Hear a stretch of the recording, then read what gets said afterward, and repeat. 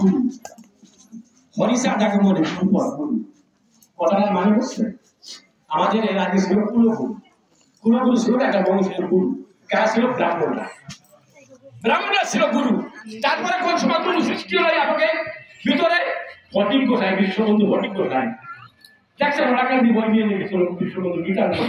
নিয়ে যায় গুরু তার ঠাকুর দিতেছে বাবা আমি ধর্মের নামে একটা বই লিখছি দেখেন চলে দেখে বইতে আমার বাবার নাম নাই সে টান দিয়ে ফেলা দিল আমার বাবার নাম নাই জানে সে বই চলবে না বলছিল নাকি ধরতে নেই কথা শুনেছেন কেন হ্যাঁ তখন দিল কি তোমরা বলো হরিচাঁদের কাছে আরে একজন পাপি আছে সম্ভব শূন্য ধর্ম যে আরেক কাছে ঘুরে রয়েছে তাই কি করছে এতদিন শিষ্য হইতে না হইতে গুরু হরিচাঁদ আগমনে গুরু পর গুরু আমাদের এতদিন ব্রাহ্মণরা গুরু গুরু শিষ্য বেলায় রাখছে আমরা গুরু হটি নেই এই ভটি কোথার মাধ্যমে কিন্তু গুরু শুরু দেখে দেখেন এর আগে গুরু নাই কিন্তু এর আগে কারা ছিল লোকনাথ ব্রহ্মচারী তার একজন গুরু ছিল ওই একজন গুরু এই সব গুরুরা এই সব মহাপুরুষরা কি আছে আসিয়া কিছু ধর্ম কথা বলে গেছে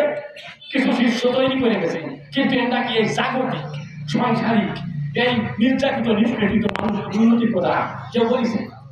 বলেছেন এই বিশ্বে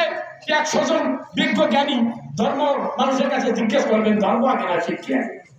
কি বলবে শিক্ষা আগে তাহলে এই শিক্ষা ছাড়া আজকে কি আপনি এখানে থাকতে পারবেন শিক্ষা ছাড়া কি মাইকি কথা বলতে পারতাম শিক্ষা ছাড়া কি মোবাইলে কথা বলতে পারতাম পারতাম তাহলে কেউ বলে নাই শিক্ষার কথা বলে কে বলেছে একমাত্র হরিচাঁদ ঠাকুর দেখে গেছে যে শিক্ষা ধর্মের কারণে আমার এই জাতি বিলুপ্তির পথে মুসলমান হচ্ছে খ্রিস্টান হচ্ছে শিক্ষা ধর্ম তোমার চলবে আর যখন জাতি বিলুপ্তির পথে তখন আমার পূর্ণ ধর্ম সৃষ্টি হল চাঁদ ঠাকুর উভয় হলেন রামকান্তের সাধনায় যে রামকান্ত ভগবান কৃষ্ণের পুজো করত তার কাহিনী নিয়ে গেল ত্রিপুরা মারলো অত্যাচার করলো বছর ধারে কান ছিল সেই কান্নার ধ্বনি শুনে যোগ সাহেবের আসন চলে উঠে আমার অন্নপূর্ণার উপরে আমার পূর্ণবন্ধু হরিচাঁদ ঠাকুর তাই না তাছাড়া কেন পাতাম পাতাম এখন চাঁদ ঠাকুর যদি শিক্ষা না দিত আমরা কি লেখা করি সরস্বতীকে আমাকে শিখে গেছে বিদ্যাসাগর বলছে কাকে শিক্ষা দেবা উৎসবর্ণের দাও ওরা নিচে শ্রেণী ওদের শিক্ষা দিন কি হবে হাত চাষ করবে কেনা মাছ পাবে কেনা রবীন্দ্রনাথ তাই বলে শিখবে দুঃস্থ শ্রেণীকে শিক্ষা দেওয়া শিক্ষা দিয়ে না জানি আম্বেদকর শিক্ষা পাইছিল তৈরি বলে আম্বেদকর কেন বলো আম্বেদকর শিক্ষা আম্বেদকর বাবা ইংরেজ পুলিশ সরকারের কাজ করতো ওর বাবা পুলিশের কাজ করতো তাই আম্বেদকরের শিক্ষার ব্যবস্থা করেছিল হরিবল তো সাধু সঙ্গে সবাই দেখে যদি গুরুরা এই মহাসংঘ সাধু সঙ্গ গুরু দীক্ষা নিলি তীর্থ ভ্রমণ করলি কি হয় বলে যে পাড়ের করি থাকি ভগবান নামের করি যদি থাকে নামের জোড়ামালা যদি থাকে নাম যদি অঙ্কে থাকে সাধুর পাতার যদি অঙ্কে থাকে তাহলে ভগবতী পার হইয়া বৈষ্ণবকে দিয়ে সেই গোবিন্দ চরণ পাওয়া যায় তাই কয় না তাই সেই জন্যই তো আপনারা সাধু সঙ্গ করেন নাকি তাই করেন না নাকি বলেন একটু এই জন্যই তো করেন আপনারা সাধু সঙ্গ এগুলো করেন কিন্তু কি আছে এই কি খাটে এই সাধু সঙ্গ কি আপনাকে খাটে এই নামের ঝোলামালা কি খাটে হ্যাঁ আর্থিক খেলা আর ঝোলামালা লাগিবে না কোনো কাজে মানুষের সেবা মানুষ করবে হ্যাঁ আর সব কিছু বাজে তাই বসে কর্মবল মানুষ ভক্ত নিত্য মানুষের সাধনা অনুমান কাজ কোনো সাহায্য কোনো কেন যাবো না তাই নাকি এগুলো কোনো কাজে লাগে না এগুলো করা খালি আপনারা করেন খালি এগুলো খালি কেন বললাম কি পাইছেন আপনারা পাইছেন কিছু কোথায় পাইছেন কেউ কিছু পান নাই কিন্তু কি কেন পাইছে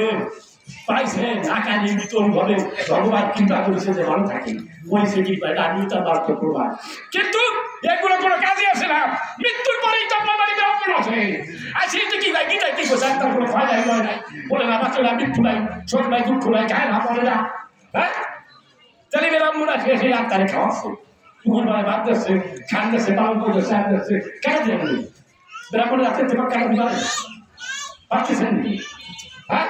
আর সেই গেল গলার ঘোড়া বাদ দিয়া সংসা পালন করা লাগে বাবা মা মারা গেলি সুচিতা সংসতা হ্যাঁ শ্রদ্ধা সেইগুলো থুইয়া আপনার অসহজ বাড়ায় করো খালি পায় আপনার এক কেমন হয়ে কিছু হলো তাহলে অসহজ গেলেন না আপনি অসহজ গেলেন না এখান থেকে কি আপনি কেন আসছেন পারেন নাই তাহলে কি হলো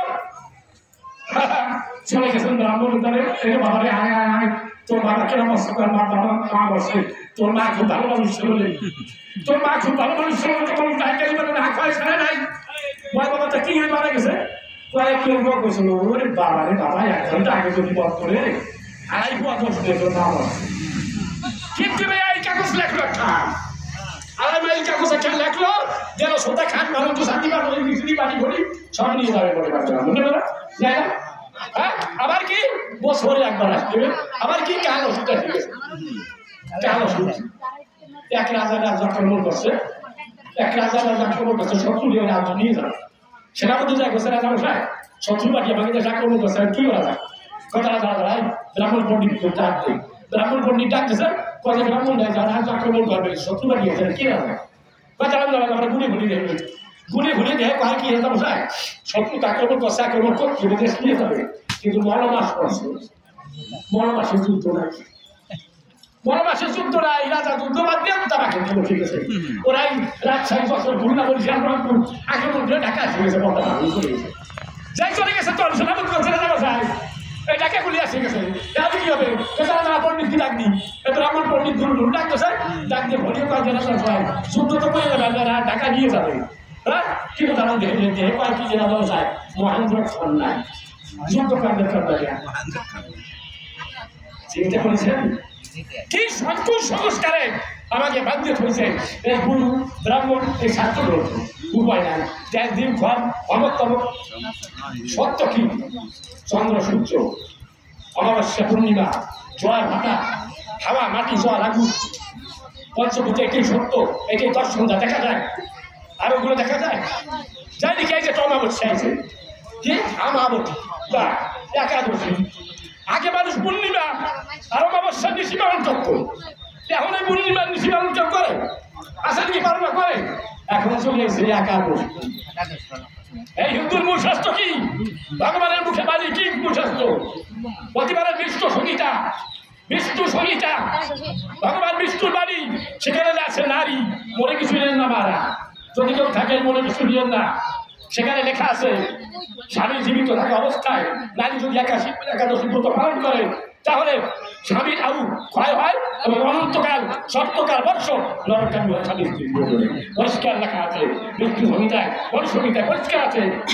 কলিকাল অন্নগত প্রাণ যার ভাবে আয়ু গেছে অস্থিগত মজ্জাগত জন্মগত